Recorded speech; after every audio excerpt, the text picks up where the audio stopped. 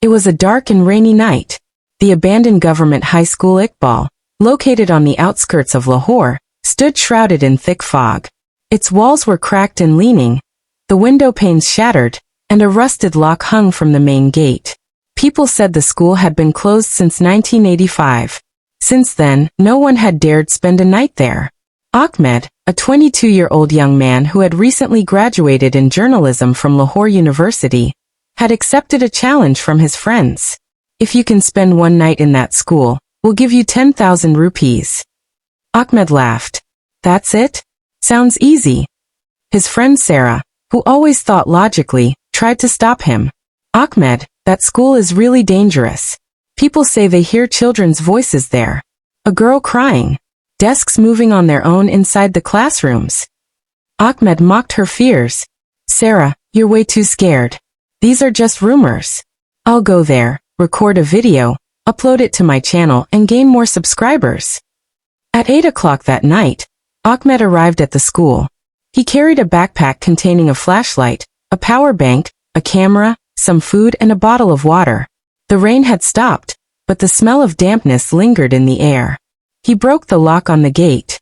It came off surprisingly easily, as if many people had broken it before. The moment he stepped inside, an unnatural chill surrounded him. Outside it was warm, but inside it felt as though an air conditioner was running. Ahmed switched on his flashlight. Is anyone here?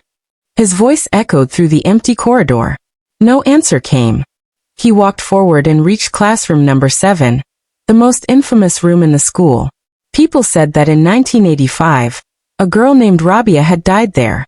Some claimed it was suicide, others believed she had been murdered. The classroom door slowly creaked open. Ahmed stepped inside.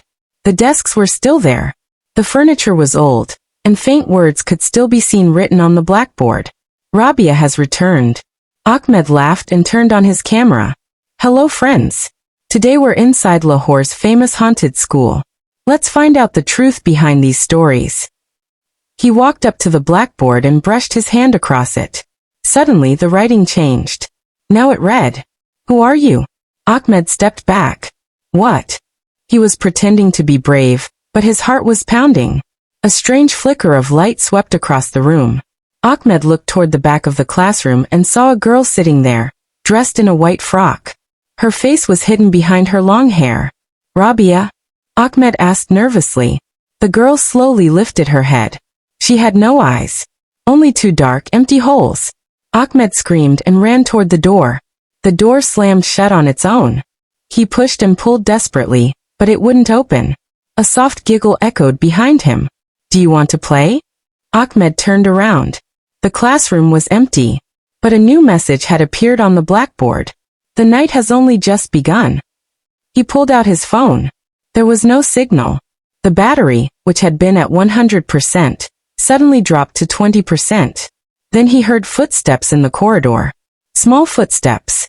Children running and laughing. Play, the teacher is coming. Ahmed decided to go to the second floor where the principal's office was located. Maybe he could find a way out there. As he climbed the stairs, he felt as though someone was following him. Every time he turned around, no one was there. The principal's office door stood open. Inside, an old file rested on the desk. He picked it up and opened it. Year, 1985. Student, Rabia Khan, grade 9. Parents, deceased. Cause of death, suicide. But a handwritten note inside said. The girl claimed that he was calling her. Suddenly, the lights in the office flickered on. Ahmed froze. There shouldn't have been any electricity. A strange old man sat in the chair behind the desk. His eyes glowed red. He wore a principal's uniform. Student, he said, you are late. You will be punished. Ahmed dropped the file. Who are you? The old man smiled. His teeth were unnaturally sharp. I am the one who runs this school. Now you are a student too. Ahmed ran toward the door. But the old man had vanished. Only the chair remained, gently rocking back and forth. Ahmed rushed outside. The entire school had changed. The walls were freshly painted. The lights were on. Children's voices echoed from the classrooms. Hey student. Today is exam day. At that moment, Ahmed realized he could no longer escape. The night was far from over. He checked his camera. The video was still recording. But on the screen, instead of seeing himself, he saw Rabia's face. She was smiling. "You are next." Ahmed's breathing was heavy and uneven. The camera was still on, but Rabia's smile remained frozen on the screen. He kept tapping the display, trying to make the video play, but nothing changed. There was only the girl in the white frock, her eyeless face staring back at him. An unnatural smile stretched across her lips. "Stop it!" Ahmed shouted. He switched off the camera and threw it into his backpack. Stepping out of the principal's office, he noticed that the school looked completely different. The walls appeared freshly painted, the floors polished, and the fluorescent lights hummed softly overhead. Children's voices echoed from the classrooms. Some were studying, some laughing, and some crying. "This is a dream," Ahmed thought. "I'll wake up soon." But the pain in his arm, where he had slammed into the door earlier, reminded him that this was real. He descended the stairs to the ground floor. Suddenly he felt someone grab his hand. He jerked away and spun around. No one was there. Only a small boy about 8 years old stood in the corner. He wore a white school shirt and shorts. Blood stained one of his legs. "Teacher, are you going to beat me again today?" the boy asked, his lips moving without any sound. A chill ran down Ahmed's spine. He stepped back. The boy moved closer.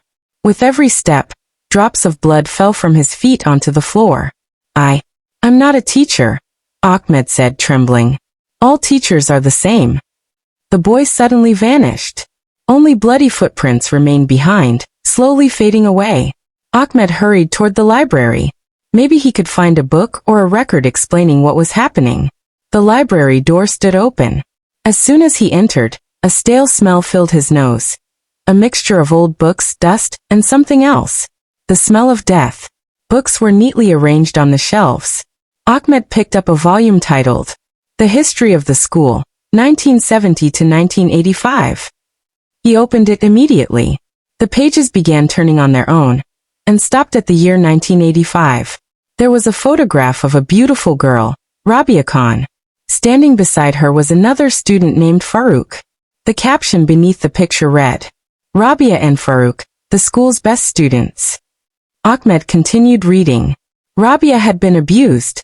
The principal and several teachers would call her away in private. Farooq had once tried to stop them, but he himself disappeared soon afterward. Rabia was said to have taken poison and ended her own life. However, the post-mortem report had mysteriously vanished. Suddenly, the pages of the book burst into flames. Ahmed threw it away. The fire died instantly. Now a new sentence appeared on the cover.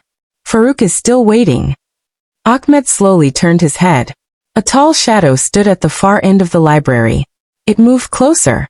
A young man, about Ahmed's age, emerged from the darkness. Half of his body appeared burned. "One eye was missing. Will you help too?" Farooq asked. Pain filled his voice. "Help whom?" Ahmed asked cautiously. "Rabia." Farooq stepped forward. "She has become the queen of this school. The principal killed her. Everyone helped cover it up. Now she takes revenge on anyone who enters this place." He extended a hand. Blood dripped from his fingers. "I can help you get out. But there is a condition." "What condition?" "You must convince Rabia to leave this school. Otherwise you will become part of it too." Ahmed thought for a moment. He could see no other way out.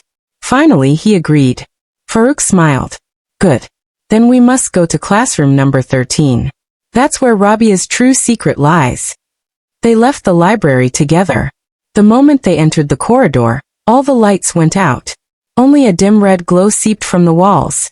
In the distance, the voice of a girl echoed, "Teacher, please don't touch me." Ahmed froze. Farooq placed a hand on his shoulder. "Don't be afraid. It's only a memory." They arrived outside classroom 13. The door slowly opened by itself. Darkness filled the room. Ahmed switched on his flashlight. At first glance, the classroom looked ordinary.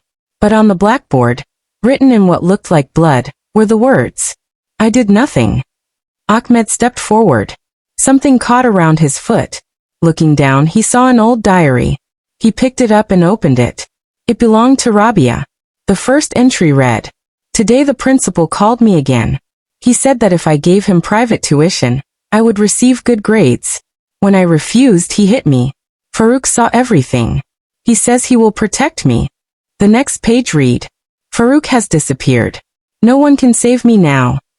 The final page was stained red. "If anyone is reading this, run away. They are all still here." Ahmed closed the diary. Suddenly, a girl's figure appeared in the middle of the classroom. Rabia. This time she had eyes. But they were filled with overwhelming sadness. "Are you one of them too?" Rabia asked softly. "No, I'm Ahmed. I want to help you."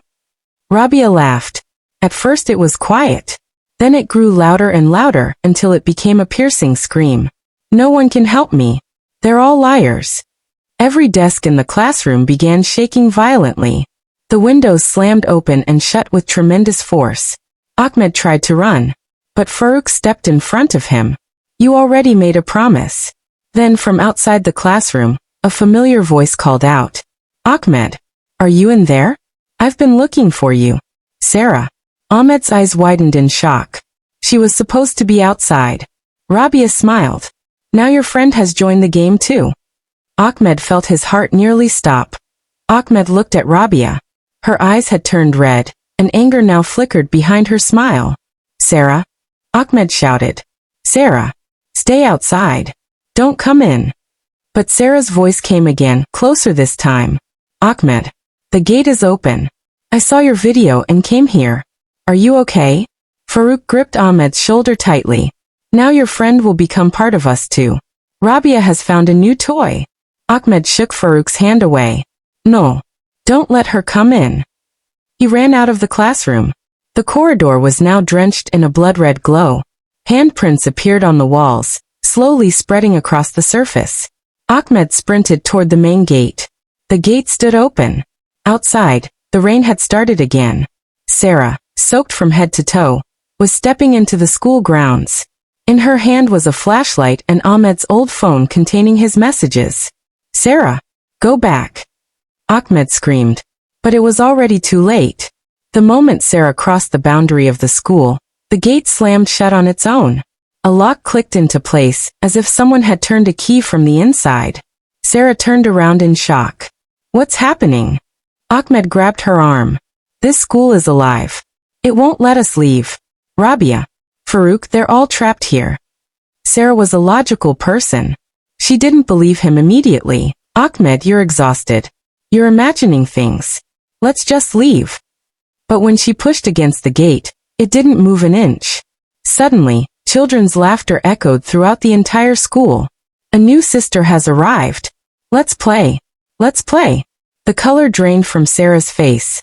She stepped behind Ahmed. "Those voices, are they real?" The two of them rushed toward the library. Farooq was still standing there with his burned face. Sarah screamed when she saw him. "Who is that?" Farooq spoke gently. "My name is Farooq. I was Rabia's friend. I want to save both of you. But Rabia has become very powerful. The principal killed her and trapped her spirit here." Sarah looked at Ahmed. "You told me not to come. Why did I come?" Ahmed shook his head. "This isn't the time. We need to go to the principal's office. That's where the real secret is." The three of them headed upstairs. The staircase looked different now, long, twisting, almost endless, like a tunnel stretching into darkness. The higher they climbed, the louder the voices became. A little girl was crying somewhere in the shadows. "I want to go home. I want my mother." Sarah's eyes filled with tears. "These children, they're all dead, aren't they?" Farooq nodded. In 1985, the principal ruled the school under the name of perfect discipline. Any child who spoke out was punished. When Rabia resisted, she was locked away in a separate room. I tried to help her, and they burned me alive. Heavy footsteps suddenly echoed on the staircase. Slow, deliberate. The footsteps of the principal. "Students, return to your classrooms." A deep voice boomed through the building. Ahmed and Sarah started running. They reached the principal's office. The door slowly opened by itself. Inside sat the same old principal. But now his face was clearly visible. One side of his face was burned. His eyes were pale white. A long beard hung from his chin. "You two are new students," he said with a smile. "Welcome." There was death in that smile. Gathering her courage, Sarah asked, "Why did you kill Rabia?" The principal laughed. The air in the room turned icy. "She talked too much. She was damaging the school's reputation. I simply protected the school." Suddenly, Rabia crawled out from beneath the desk. She had changed completely. Her hair hung down in tangled strands. Her white frock was stained with blood. Sharp claws extended from her fingers. "Liar!" Rabia screamed. "You touched me. You ruined my life." The principal rose to his feet. His body began growing larger, his shadow spreading across the room like darkness itself. "You are all trapped in my school," he growled. "You will never leave." Farooq pulled Ahmed and Sarah backward. "The time has come. Convince Rabia. Make her understand that revenge will not heal her pain." Ahmed slowly reached out a hand. "Rabia, listen to me. You were innocent. What happened to you was wrong. But you must let these children go too. They don't deserve to suffer."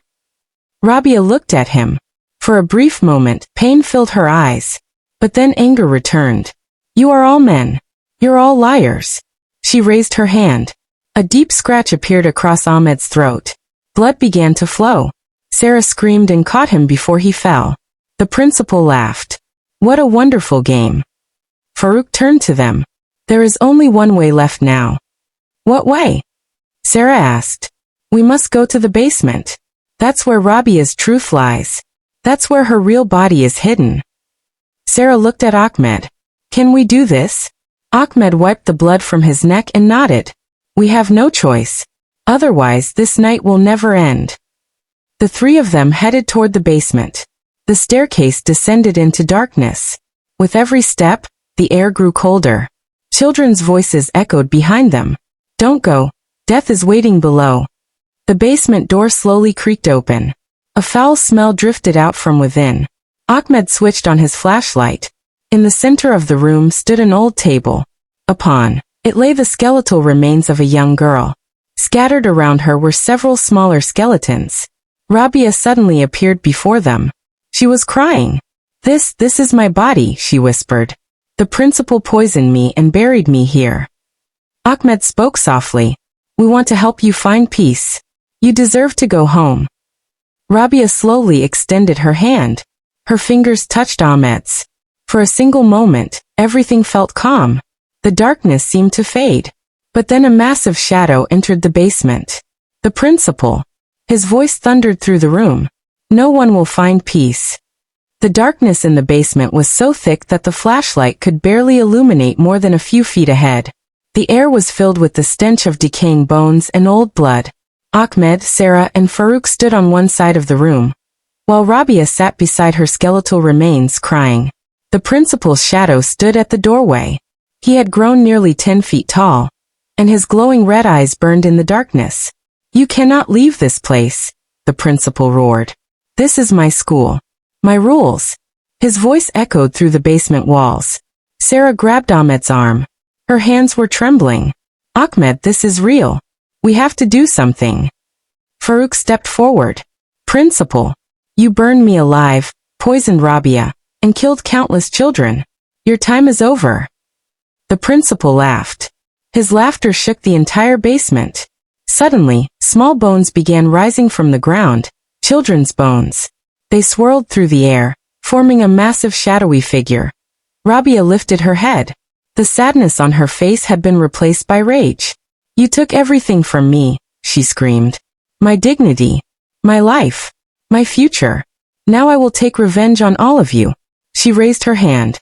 A violent wind rushed through the basement and struck the principal's shadow. The two dark forces collided. Sparks exploded throughout the room. Seeing an opportunity, Ahmed picked up Rabia's diary, which had fallen to the floor. He began, reading aloud. "My name is Rabia Khan. I was innocent. I only wanted to study. The principal destroyed my life. If anyone is reading this, please forgive me." As the words echoed through the basement, Rabia's shadow trembled. For a brief moment, The innocence she once had returned to her eyes. Stop, please stop. Rabia whispered weakly. The principal seized the opportunity and attacked. A heavy wooden plank flew through the air and slammed into Rabia's shadow. Rabia screamed and staggered backward. Farooq looked at Ahmed and Sarah. Now it's up to you. Only the voices of the living can reach her. I'll hold him back. Farooq hurled his burned shadow toward the principal. The collision shook the walls of the basement. Ahmed took Sarah's hand and approached Rabia. Rabia, listen to me. You're still the same girl who wanted an education. You don't need revenge. You can be free. Leave this school behind. Rabia looked at him. Tears streamed down her face. Free? I can never be free. This pain, this anger, it's all that keeps me alive. Sarah gathered her courage. Rabia, we'll help you. We'll make sure your remains receive a proper burial. We'll tell everyone the truth. Just end this suffering. Slowly, Rabia's shadow began to shrink. The principal screamed in fury. No. You cannot defeat me. Then from the corners of the basement, new voices emerged. Dozens of children's spirits appeared. Some were burned. Some were covered in blood. Some had terrible injuries. They moved toward the principal and joined Rabia and Farooq. We will stop you together. Their voices merged into one powerful cry. The principal's shadow began to weaken. But he launched one final attack. A massive wave of fire surged toward Ahmed and Sarah. Farooq threw himself in front of it. Run. Get upstairs. Ahmed rushed toward Rabia's bones. The moment he touched them, a wave of pain shot through his body. Visions flooded his mind. He saw the principal's cruelty. He heard Rabia's cries. He heard Farooq's screams as he burned. He witnessed the silent deaths of countless children. I promise. Ahmed whispered. I will help you find peace. At last, Rabia nodded. Very well. But the principal must go with me. The principal screamed. His shadow expanded throughout the entire basement. The walls began cracking apart. The building shook violently. Ahmed, Sarah, and Farooq raced up the stairs. Behind them, Rabia and the spirits of the children battled the principal. The entire school trembled. Windows shattered. Ceilings collapsed. When they reached the main gate, it swung open by itself. The first light of dawn could be seen outside. But just as they approached the exit, Rabia's spirit appeared before them. She looked completely different now. The rage was gone. Only sadness remained. You may leave, she said softly. But on one condition. Ahmed looked at her. What condition? You must come back. You must free this school completely. Otherwise, the next night, both of you will be dragged back here. Sarah looked at Ahmed. Fear was written across both of their faces. They stepped outside. The gate slammed shut behind them. The school instantly returned to its old state, abandoned, dark, and silent. Ahmed pulled out his phone. Only 2% battery remained. The time was exactly 4 o'clock in the morning. But in the recorded video, Rabia's smile was still visible on the screen. The two of them hurried toward the car. Then Ahmed realized something. The scratch Rabia had left on his throat was still there. And it was still bleeding. Ahmed placed his hand on his throat. The wound was still fresh, and blood was slowly flowing. Sarah looked at him with terrified eyes. Both of them knew that this was not over. Would Ahmed and Sarah return to that cursed school again? What does Rabia really want from them? And what secret is still buried in the basement of the school? To find out, stay tuned. School Kabut, Part 2.